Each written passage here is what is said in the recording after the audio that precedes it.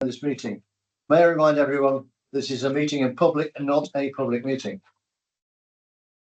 There's no members of the public. Only members of the public who have registered to speak are allowed to do so, and I will call in to speak during the appropriate agenda item. This meeting is being held in our offices at Abingdon House. Committee members are here in person, but officers and speakers are able to join remotely. This system allows councillors who are unable to attend in person to contribute to the meeting, but only councillors who are present in the room are allowed to vote. My next thing says about the live stream. We're not live streaming today. The live streaming is not working, sorry. For speakers, members of the public who join remotely, please ensure that your microphone is muted and that your camera is off for the duration of the meeting until you are called to speak.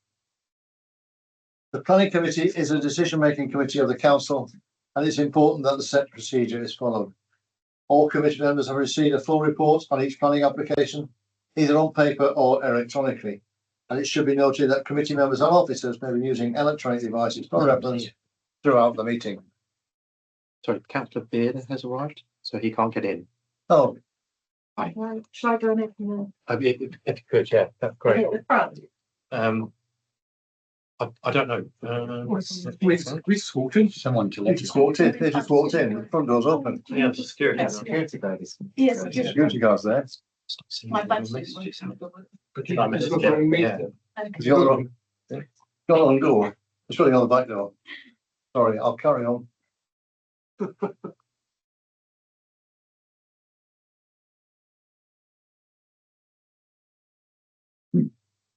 Sorry, one of our committee members is trying to get in the building. I got caught in the traffic coming into Abingdon. Well, didn't we all? Apologies a bit late. I'll go back. For each application, we'll first hear from the planning officer, followed by the parish or town council, and then objectors, supporters, and local members. Each group will have 5 minutes to speak to the committee, after which members may ask questions of the speaker. The committee will then ask questions of clarification of the planning officer. The committee will then debate and vote on the application. Councillors wishing to participate in the debate are asked to indicate this by alerting myself or officers by raising a hand. Voting will be by show of hand. Members, please raise your hands clearly and keep it raised to allow a count to take place. If it is unclear how members are voting through a show of hands, I will ask the clerk to undertake a roll call of those present and how they are voting.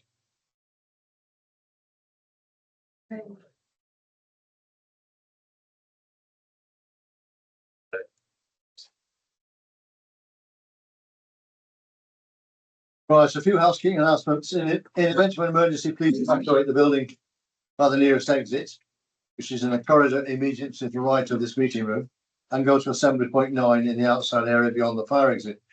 The Democratic Services Officer will assist you. Can everyone please ensure that their mobile phone is switched to silent or switched off during the meeting? Members of the public who wish to leave the meeting after their application has been heard are welcome to do so by the front door in reception. When the meeting has finished, I will ask for confirmation that our live stream has ended. At that point, please leave the meeting and make your way out of the building. Remember to go out as you leave. Did we find Councillor Bearder? We found Councillor Bearder. Councillor Randell's on his way. Ramsdale.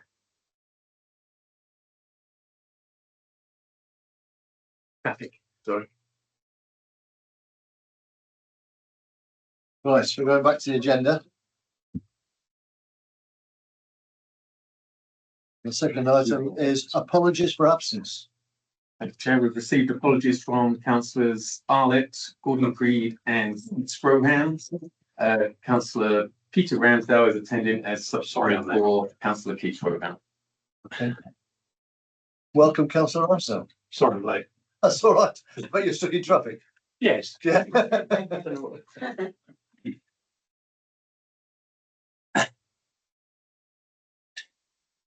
Minutes of the previous meeting.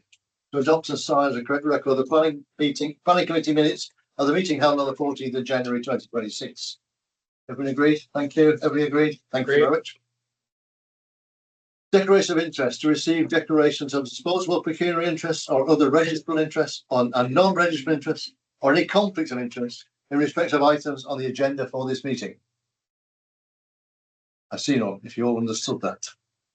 Urgent business. To receive any, there's no urgent business. Public participation, as I said, we'll take each public participation at the appropriate agenda item.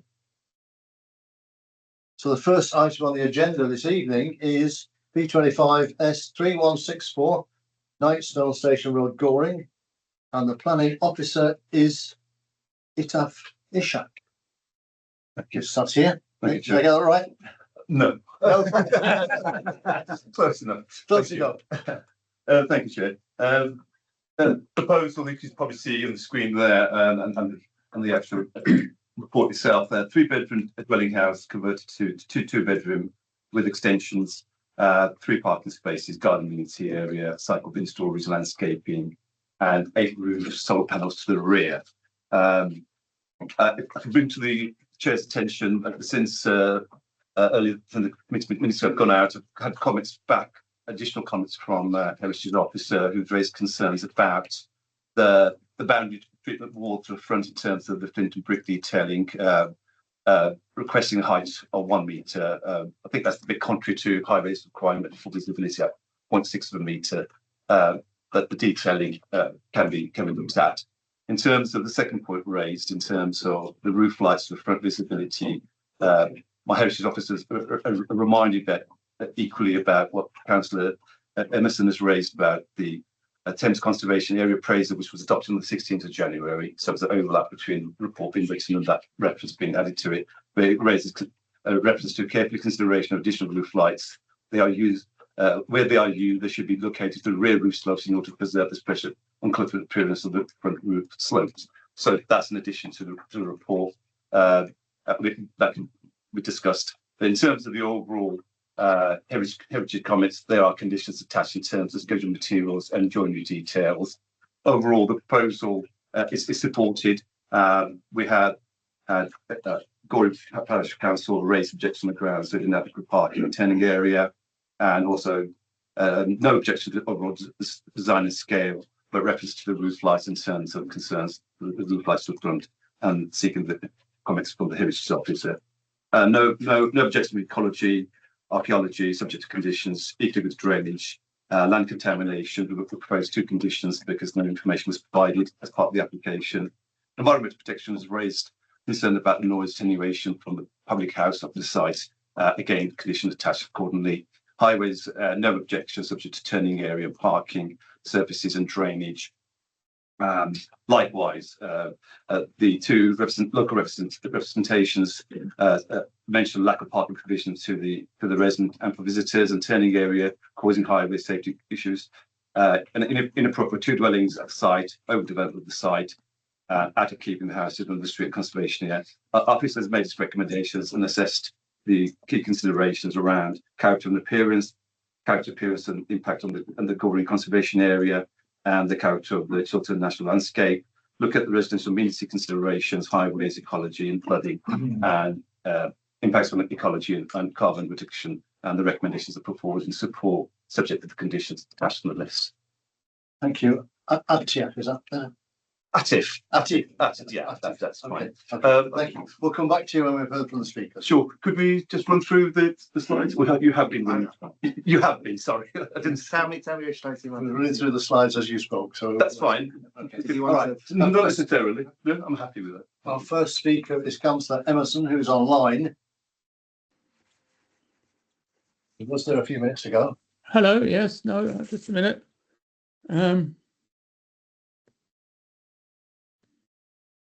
Hello? Hello, there you are. Hello. There you are. It's for this moment you start speaking. Okay, so on behalf of the Goring Parish Council, I thank you for hearing our objection. Our objection was made on the 29th of October, and since then many new documents have appeared on the portal about this application.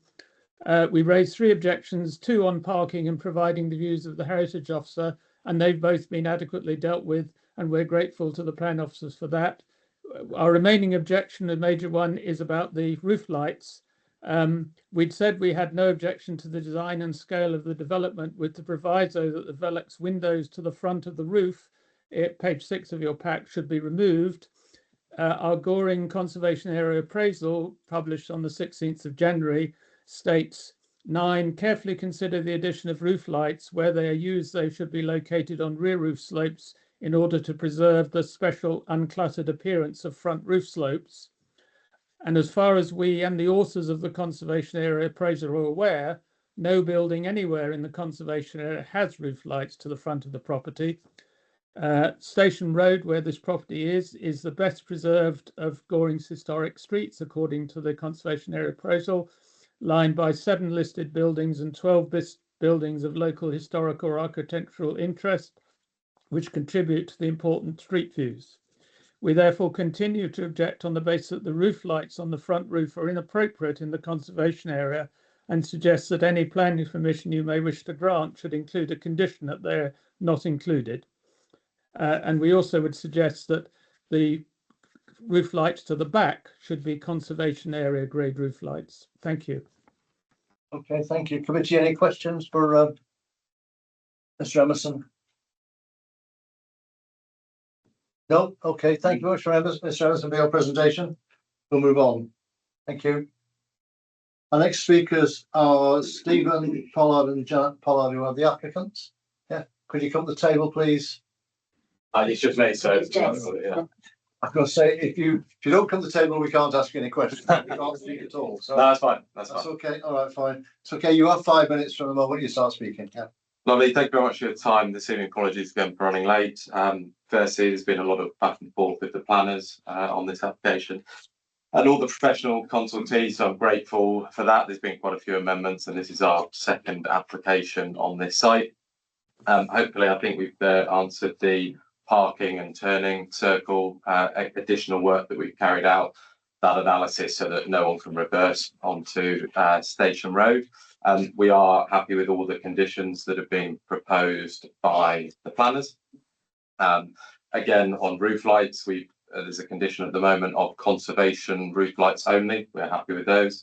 If there's a subsequent condition to have conservation on the rear and nothing on the front, I'm more than happy to take the ones at the front off as a condition based on what the planners say. I think what we've tried to do from the very outset is this is quite an unloved 1960s, late 50s, early 60s bungalow, which isn't in keeping with the conservation area. And what we're trying to do is build a two brick and flint buildings that look way more in keeping with the area, which is a beautiful area. We've built other brick and flint buildings within Goring and Southstoke, which is where we're based. And I think, as one of the councillors mentioned in the parish council meeting that I was in, Goring struggles from a lack of sort of smaller, high quality housing stock. That's what we've tried to address with this by removing a bungalow that's been empty, or chalet bungalow that's been empty for over 2 years now, and trying to get something that's far more sustainable, far more energy friendly, and better, really good for people downsizing into that area. One of which may be sat behind me, because it has such good transport links with local rail, buses, walking into the town/village centre. So we're on board with the conditions, and I'm here tonight really just to answer any queries, put that bit over and then answer any queries that there may be. Thank you. Thank you. Committee questions. Councillor Norman. What is a conservation roof light? How does that differ from a normal roof light? They're set ones. I believe they've got like a bar down the middle, and they different from like the more mod. They look more older rather than sort of all glass velexes, basically. These are flush with the roof, are Yeah. they? Yes, that's And- the point. And yeah. thank you, Flush with Catherine. the roof. Okay. And are they? You said you were happy not to have them if the Yeah. condition says not to. Yeah. Does that make the bedrooms up in the top very unlivable? So the velexes go straight onto the landing area. So which do have light coming in from the back and other rooms. So you're not greatly attached to them? No, so it's easier to just roof it without and cheaper just to put roof tiles on it. So if the condition is no velexes at the front and conservation ones at the rear, more than happy with that. Okay, Councillor Topic. No, it was just to answer James's point, because I had them on my property, which is listed, and when we were allowed to put in two roof lights, they had to be conservation area standard, and they were flush with the roof, so that they're far less visible the people, you know, at street level, you'd hardly know they were there. And they do allow lighting, and it works quite well. Okay. Yeah. Any further questions, Councillor Sadler? Yes, I noticed, well, parking is big, obviously was an issue and it's been resolved. Yeah. Obviously being that it was a bungalow and a single occupation house, it just had that one driveway entrance. Is that why that design has been arranged for the turning space? And so is Yeah. it to keep that one opening? Yes, in the first application we had two, but ran into issues with access and the front wall and brick and flint walls. So we kept the original access point with the new wall, as was mentioned, brick and flint at the front, and then the turning circumstances is being done so that 3 cars can still park in there, that they can drive in, turn round and park in their respective areas, so that they can then drive out forwards. And can I just ask, so the original design, Mm. that was 2 access points. Yeah. So they would have effectively shared that plot at the front, wouldn't they? Broadly, there would have been a fence or hedge, something down the Yeah. middle, but that was a sticking point with highways to have 2 access So points. with So highways were the Yeah. ones that objected to that. Okay, Yeah. that's interesting. Yeah. Because I also noticed that that road, I had a look on Google Maps, that road has got WN lines down it, so there's no opportunity for the occupants of that house to park anywhere other than the site. Agreed.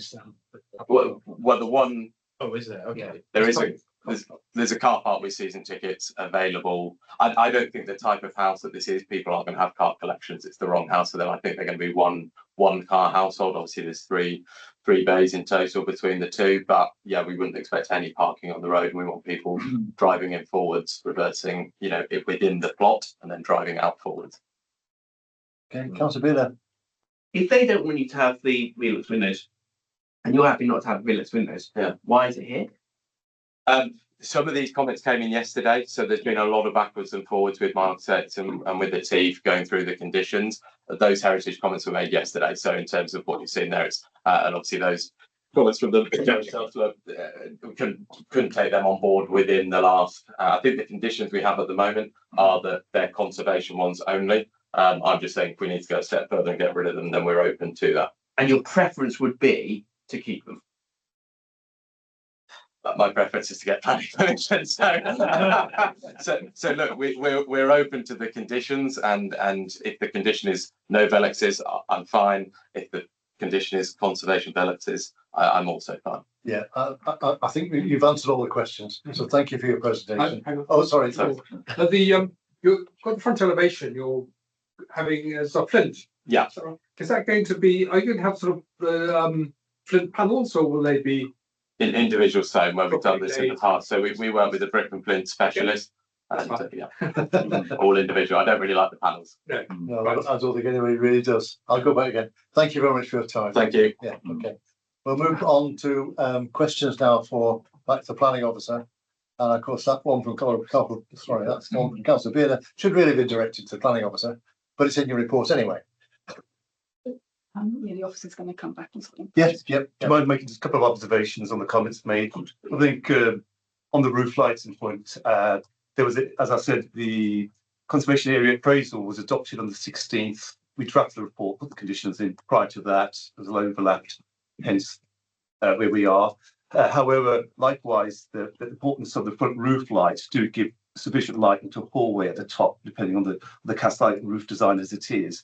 Alternatively, if no roof lights, then someone has to put lights on when they're going into that space, because it doesn't service from the rear. Unfortunately, there's a bathroom at the rear and the roof lights for the bathroom as well. So I think it serves to be carbon neutral and the importance of that. And I think the details of that Councillor Emerson raised about Velux heritage and conservation roof lights is sensible. They're there, and what they provided is in keeping with that, with flashing and the frame profile, very small windows, 900 by 800, being keeping. And I don't think they're over onerous on the street itself. The replacement would be smaller miniature dormers, which may look odd in that location, but there are many on that road. And as respectful councillors mentioned, there are others probably further afield if we do look for them, and it can be achieved. So I don't think it's a sticking point. I think the point is that officer assessment of that is, given what it is and the compromise and the changes, I think we do need to encourage light into areas and encourage people to use them. That. But alternatively, the commercial argument is all properties have permitted development rights in the conservation equally, and people could put them on, and to demand it to be removed and remove permitted development rights could be challenged and overturned and appeal. So we've got to be mindful of that in the context of that. That's my observation. And if I may, Chair, just to make observation on the car parking as raised. Yes. There's a quick one on this, Thomas. If we grant planning permission without them, could they, with permitted development rights, just put them in? Correct, unless we onerously demand imposition of removing PD lights. But not the dormers would have to be applied for. Sorry. Yeah, roof lights. But we wouldn't be able to refuse them on any grounds. Yeah, but it could be challenged. Yeah. Right. And the car parking. Yes. Yeah. Just sorry, very quickly. Yeah. On the car parking, the access has been widened considerably from existing. By virtue, I think the road is level with the driveway access, so it's open about 7.6 meters wide. The turning and visibility highways are okay with that, ensuring 600 high on the boundary treatment. Points taken from the neighbours in terms of and people in the area that the libraries use, prams, wheelchairs, and everything. And my experience of that area is people are very conscious of the fact there's no footpath and do go slowly and are more aware and considerate. So the frontage does allow movement and circulation, and I think it doesn't compromise highway safety. So I agree with my highway officer on that point. And the standard maximum is 2 as a maximum per flat. So 1 + 1 + 1 visitor, I think works, plus site and storage area is a sustainable location to services and public transport. Right. Sorry, because on that, obviously there's going to be 2 parking. Sorry, it's going to be 1 parking space per unit. Correct. And then a visitor's parking space. Yes. So that's just going to be, so if one of them just ends up being a little bit stronger and saying, well, I've got 2 cars, so I'm just going to use the visitor space, then that's just too bad, isn't it? Yeah. I think that would happen anywhere where people are shared spaces. And it shouldn't. Yeah. We shouldn't design that, should we? Well, let's move on. I think you'll have that same argument the next. That's fine. Can we just be clear before we move on? Because the next move on is for a proposal, which I asked for. Oh, he's got a question. Sorry. Any more questions? Peter's got a question. I'll come back to you. Yes. In your report, you say 7.14. The proposed development is not CIL liable due to self-build exemption being applicable. How can it be the self-build for 2 dwellings? You can only live in one at a time, can't you? Self-build. They will have to apply for self-build exemption. And our CIL officer will look at that to see whether it actually, does meet the definition of self-build, and will require the evidence on that. Right. Yeah, it's quite right to raise that, I think, because that has been a concern, not just at this council, but other councils, that people are beating the system or cheating the applicant does state he's a sort of appears to be a developer. So well, it should be for the applicant's own use. Yeah. But the CIL officer will look at that and scrutinise that at the time. But Councillor Dragon is right. You can't live in both of them. No, but you could do it for a family member or something. So it won't be the applicant there, will it? Not an argument we're going to get into. No, but it's a CIL regulation matter. Yeah. So it's covered under the CIL regulation. It's a CIL regulation matter, and it will be dealt with by them. Not our concern. That's what you said. Right. Okay. Councillor Beard had a question. No, I was going to propose a. Is that where we're at? I just want to clarify the situation on the roof lights, because there was an offer to not put them in, and then our officer said yes, they should be put in. So I just want to clarify where we are with the roof lights. Are they in? Are they out? I'll come back to Atif. Should you require them to be removed and attach a condition, removing them from the approved plans and omitted? If councillors should decide. Sorry. That should be part of the proposal. I need that as part of the proposal. Then, if that's going to happen. Well, I propose we accept the planning application as is. As is. With the lights in. With the lights in. Given that, if we approve it without the lights, they can then put it in, unless we put a condition on saying that no future application could not have lights. Yeah, that's kind of pretty onerous. So I think we just approve it as is. Okay, is that a But can I second? clarify No, that they then Can I- would be conservation? Before we have any debate, Christian, can we have a seconder? I'll second. It's not going on Well, I forward. don't know what Councillor I'm Higgins is seconding seconded, yeah. Tim, are you suggesting they have all four, front and back, but that they should be a conservation Yeah. area standard? Yeah. Yeah, so Okay, fine, I think we need that clarity, yeah. I believe Which you is, have clarity. I'll second Councillor that. Higgins, you seconded it. Do you wish to speak now or? Yeah, very happy to speak now. I mean, good to see that most of the concerns have been resolved around parking and everything else like that. I mean, the officer's analysis is that the roof lights, their conservation grade, are in keeping with the area, and note the point about natural light being only a beneficial thing and removing the need for artificial light. So need to rely on that judgment. Okay, thank you. Right, we now are open for debate. Is there any debate? Yes, Yes, councillor Getty. I've never heard anything more ridiculous in my life.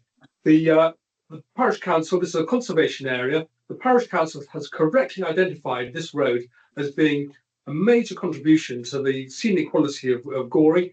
When you're one of the prime landscape villages in our district, it's a jewel in the crown of South Oxfordshire, and this road is particularly important. And the applicant recognises this, and he has taken out.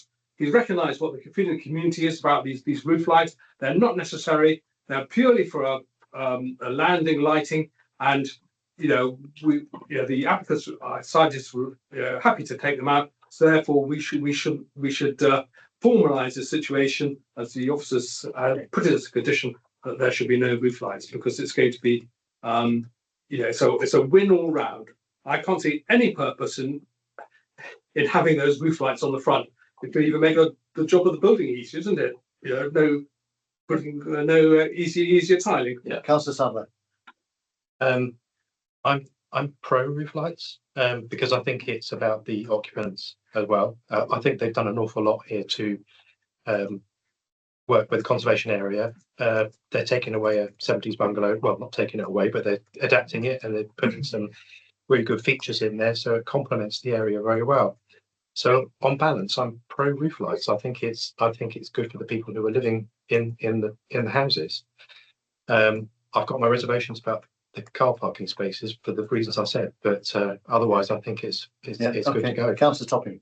Yeah, I'd like to just agree with Ed. I think this is a massive improvement on what's on the site at the moment. Those roof lights at the front are at a very high level. I can't see that there could be any issue with anybody looking out of those windows. They're purely there to throw light into the roof space. I can't see that if they are of a conservation area standard. I've got them on my listed building. They look great. And I don't think it'll have any negative impact on the conservation area. Okay.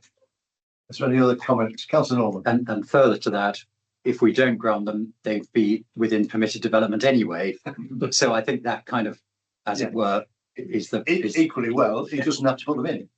It's a planning application for what it might provide. He doesn't have to build them if he doesn't want to. Equally well. Yeah. Okay, right, sorry. Any further debate? No further debate. I will come back to Councillor Beeler to sum up. If this is the most ridiculous thing that Councillor Dragonet has seen in his entire life, then he should lead quite a sheltered life. We're talking about a couple of dormer windows.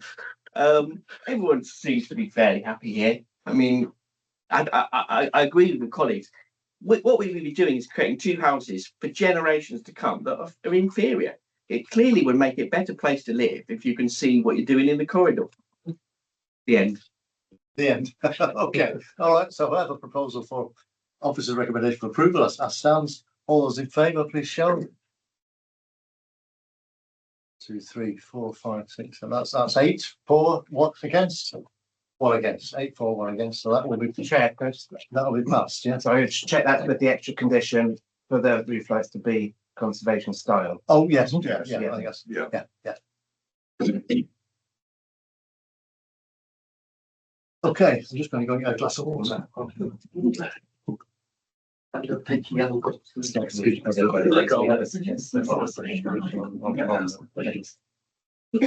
That's high hopes from flying. Thank you.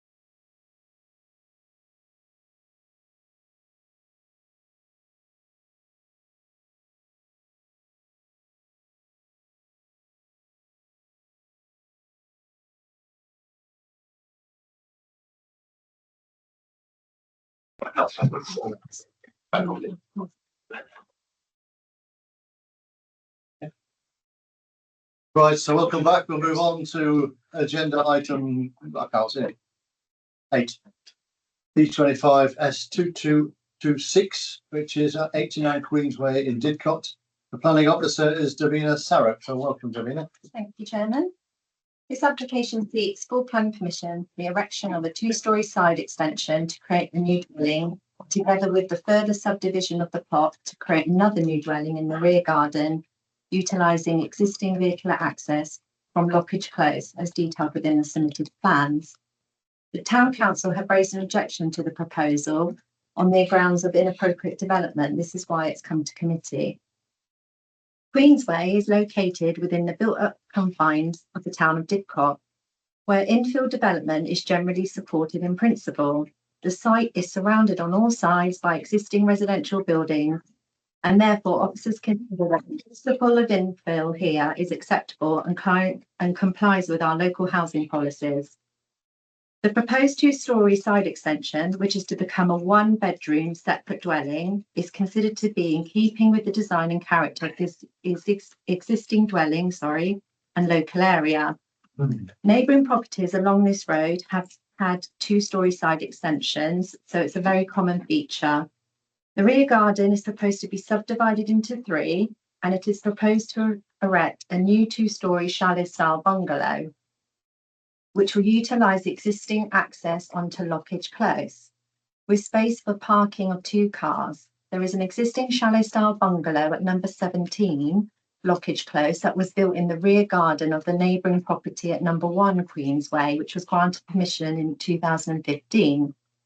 Both the new dwelling in the rear garden and the new side extension dwelling are considered to not result in any significant adverse impacts to neighbouring properties. The plans show that there would be new hard standing and a partial drop curb along the front of 98 Queensway to facilitate the parking for 2 cars for the existing dwelling, which is a 3-bedroom house. The 1-bedroom dwelling on the side will be a car-free development, given that the sustainable location of Didcot, and it's within walking distance to local amenities and public transport. The nearest shops are located just around the corner, which is a 2-minute walk, and the nearest bus stop is also a 2-minute walk. And the shops along the Broadway and Orchard Centre are approximately 15 to 8-minute walk. In conclusion, the proposal meets the housing strategy and policy set out within the local development plan for infill. And your officer's opinion is that the development does not have any sufficiently adverse impacts to outweigh the benefits of providing 2 new dwellings in this sustainable location. Therefore, the application is recommended for approval, subject to the conditions set out in the report. Thank you, Davina. Thank you. Yeah, okay. We do not have Didcot Town Council here representing us. But I think it's up to me to say that inadequate, what do they call it? Inappropriate development is not a planning reason.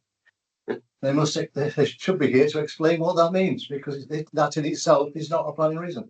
This application, I don't think, should be here.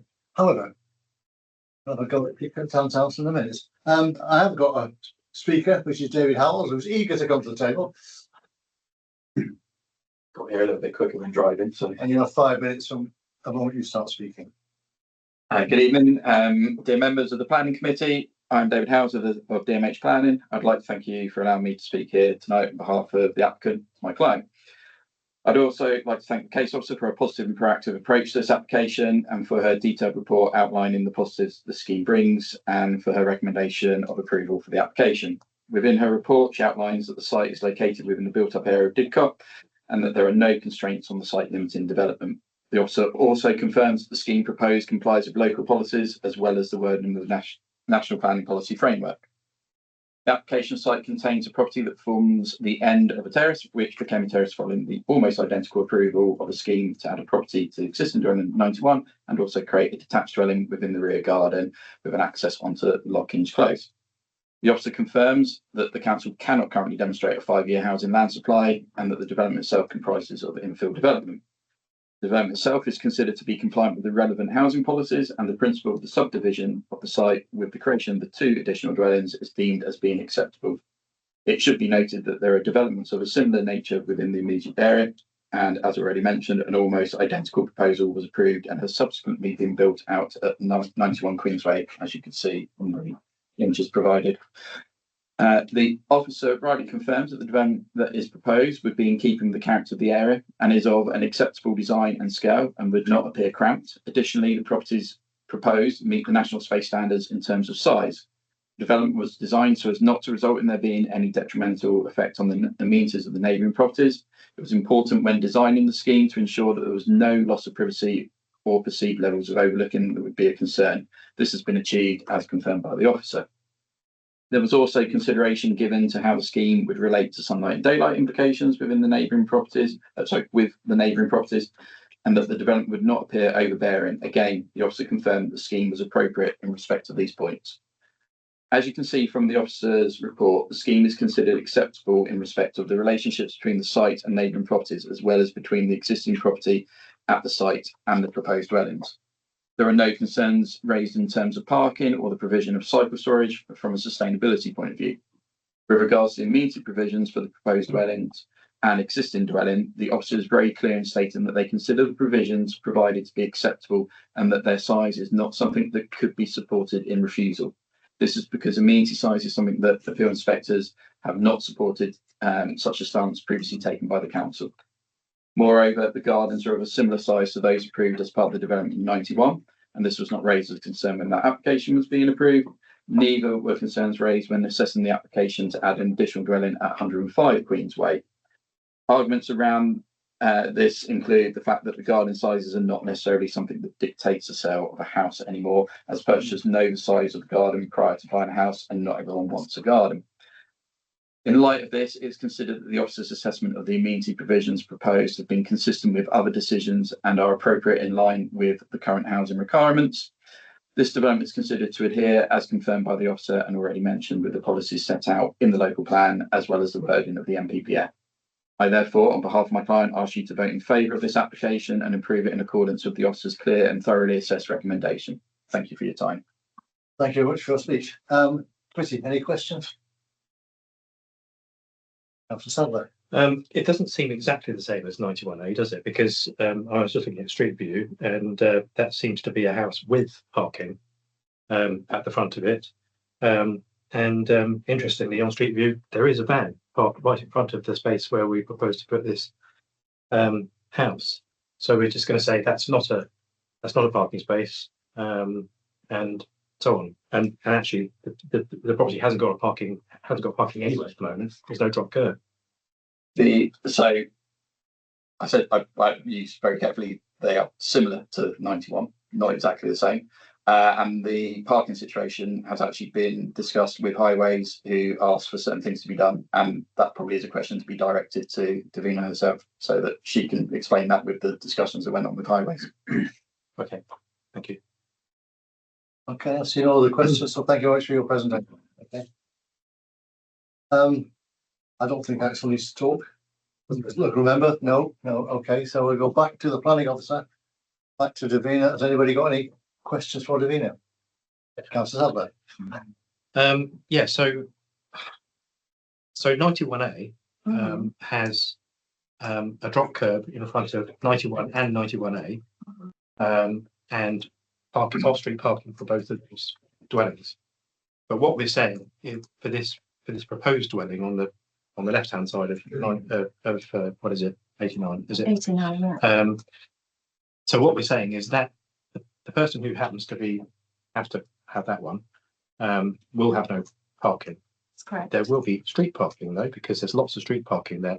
So actually, what we're saying is that it's going to add potentially a load of extra cars on the road. Well, one, yeah. One extra car on the road. Yeah, I mean, can you show the picture of the two houses together, which we saw the other day? I mean, the street view that you said on Google Maps, you'll see that in front of 89 there is no drop curb, so there's no hard standing at the moment. So there's no formal car parking. That's correct. Yeah.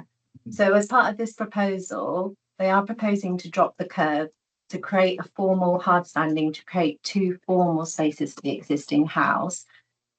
The reason why 91 has car parking is because I don't think you can see it on this picture, but there is a lamppost in front of 98, which would prevent parking 3 cars there.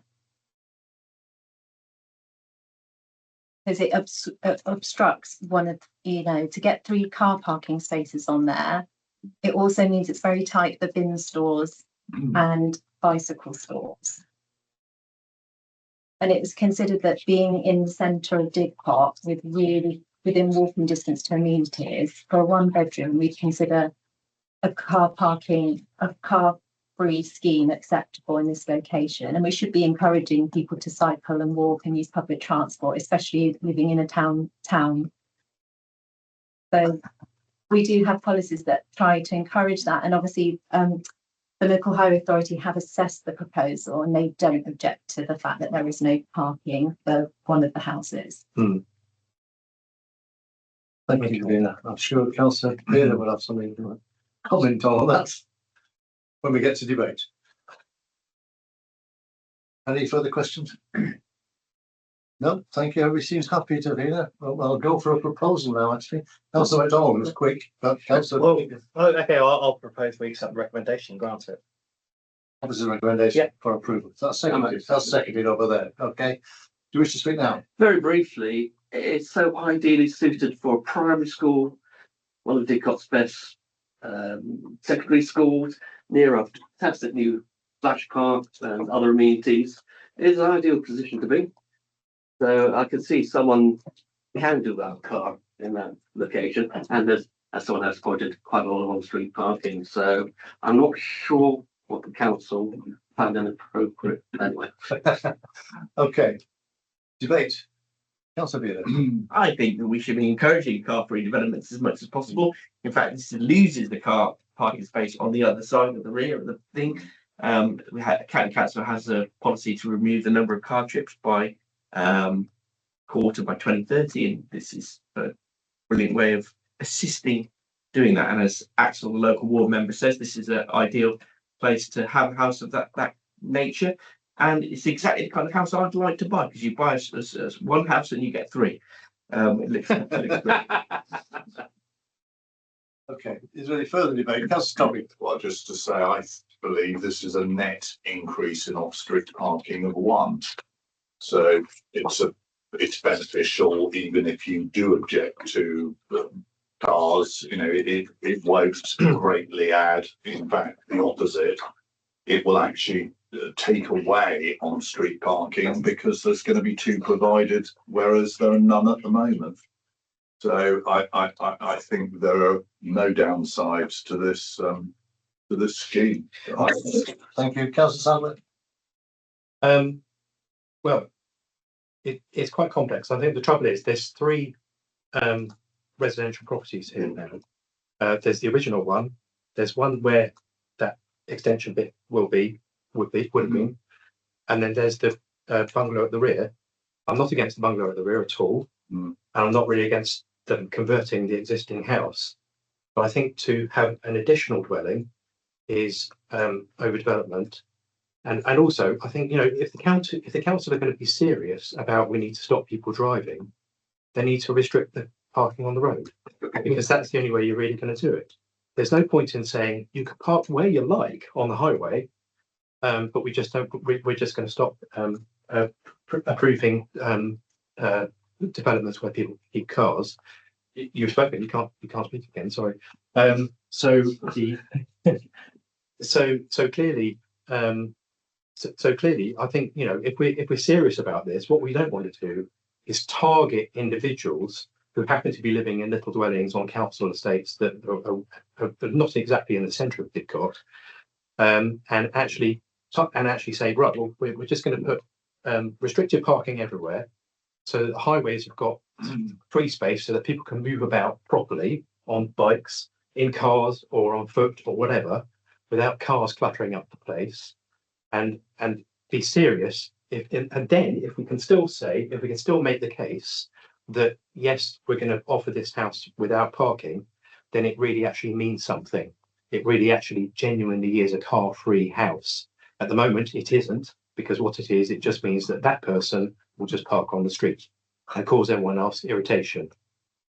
So it's just another car on the street, I'm afraid. That's the net result of this.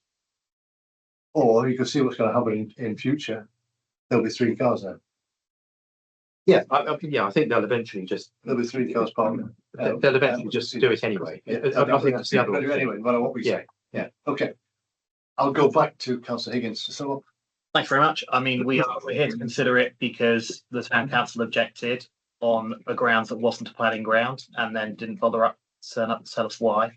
So everything else seems to be broadly in order. Completely get Councillor Sanders' point about parking and on street parking. We've got CPZs rolling out in various areas of the county to effectively put some sort of cost and have some sort of extra nudge factor, if you like, or disincentive for people having multiple cars where there isn't space to park them on the highway. I don't have any insight on whether they're coming to do costing or not, but yeah, purely on planning grounds, I can't see any reason to object.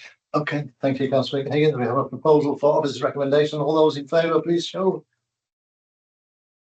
And that is 1, 2, 3, 4, 5, 6, 8.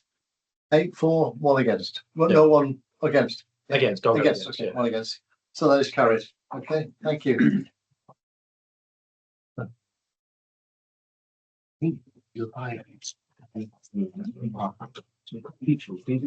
Just before we move on, the applicants for the first one asked me when he here, the official notification. I said we'll take a few days. Not right here. Oh, by the end of the week. By the end of the week, yeah. Okay, well, we're on to B25 S3448. You'll see that I call this in. I honestly couldn't remember calling it in. I must have called it in because it's like of losing employment, and that's the only reason I can think of. I want to discuss all that. Did you say lack of losing employment? Losing employment. It's the opposite. Yeah, so this is a rare losing case. employment space. You'll hear that. That's why I call it in. You called it, Yeah, and you can't remember why. and I can't remember why.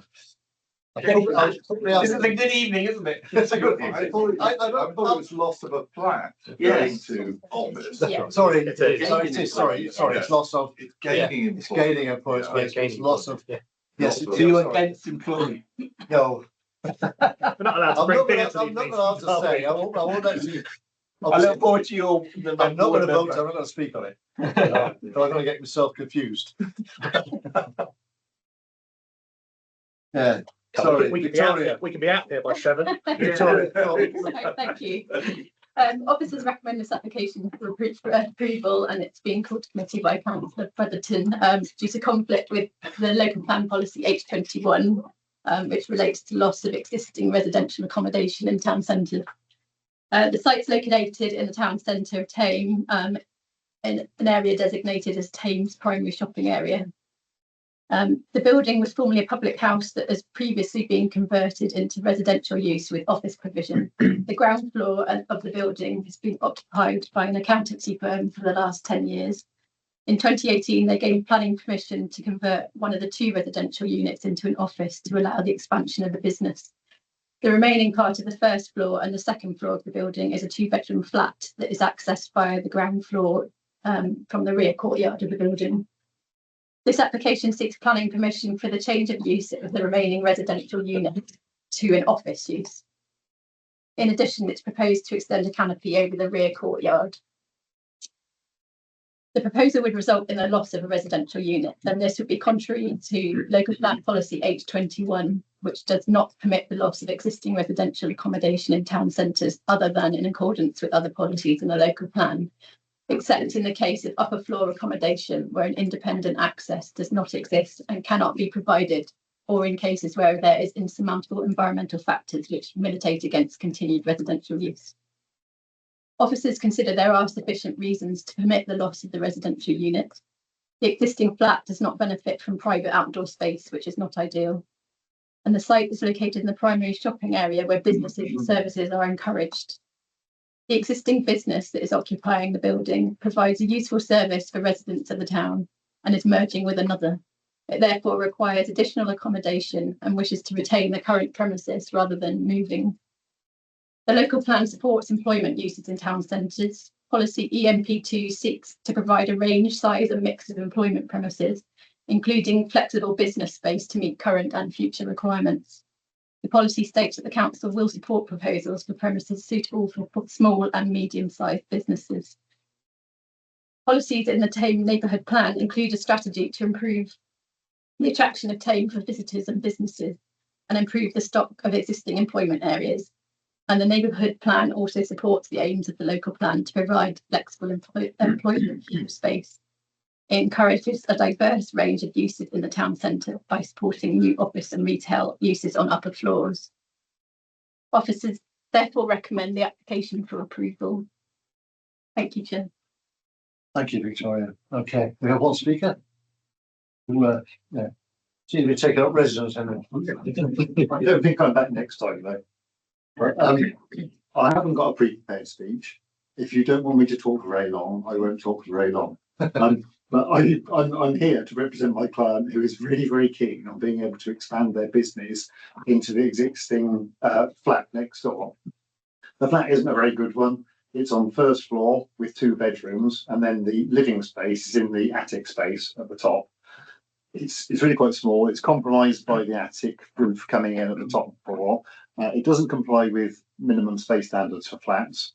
I quite appreciate that it's loss of accommodation and may appear to be a breach of policy H21, but I read H21 as wanting to keep decent, good accommodation. I don't think that this falls into that category. It's got a rather dingy concrete yard at the back.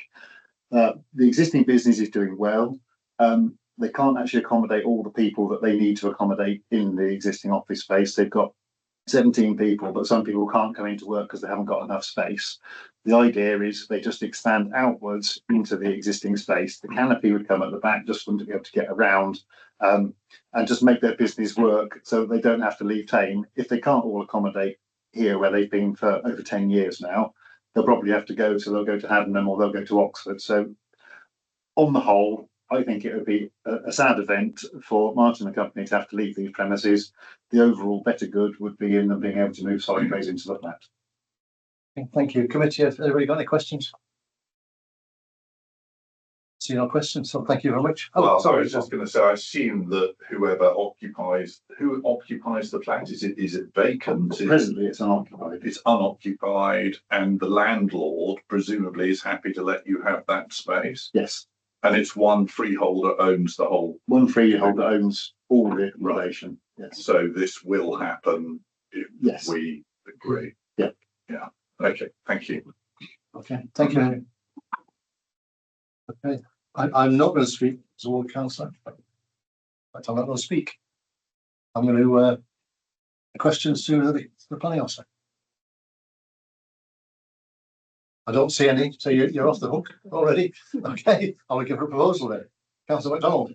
Officer's recommendation, very happy to support that. Okay, is that seconded? Thank you, Councillor Topping. Wish to speak now? Yes. Yeah, I think we should approve this because it makes sense that this company is allowed to expand and to stay in this building. It's a good use of the building. And it's an improvement, I'm sure, on the rather substandard flat that's there at the moment. So I think it makes a lot of sense all round to support our officer. Thank you. Councillor Sadler. I'd just like to also point out the agent there, Mr. Manners made a very good point about it not being very good quality for housing. So I think that's an extremely fair point in its favour. Definitely. Doesn't have enough parking. That's on the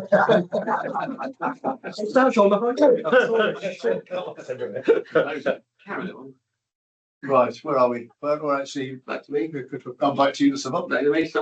I think the agent was very persuasive, and I'd love to see employment staying in our small towns and villages and so on. So very happy for it to go ahead. Okay, all those in favour of the development, please show.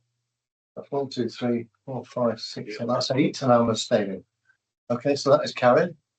I think that's the end of our agenda. I was looking for it actually on the papers. What's there? Right at the end. It's on its note. Are we noting the appeal? We are. They were noting. It's probably quite a good one to start with. The big appeal actually was the one at Waterstone. Yeah. Okay, thank you very much. Are we finished?